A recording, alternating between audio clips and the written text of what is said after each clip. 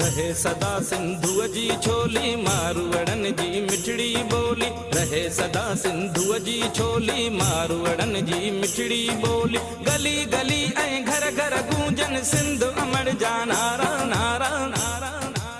सिंध धरती से मोहब्बतें बांटने का दिन। शहजादकोट में शहर की मुख्तलिफ सियासी व समाजी जमायतों के ज़ेर एहतमाम रैलियां निकाली गईं। रैली के शुरका ने सिंधी टोपी और अजरक पहने कोटो मोटो चौक से प्रेस क्लब तक मार्च किया और सिंधी गीतों पर रक्स करते हुए सिंध धरती से मोहब्बत का इजहार किया।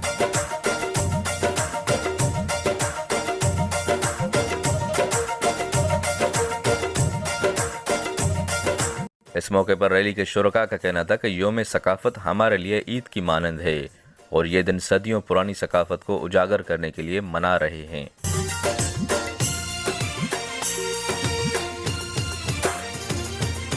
गाह पुटन ऐं पेरू पचन, मौला करे वरी है लवसन।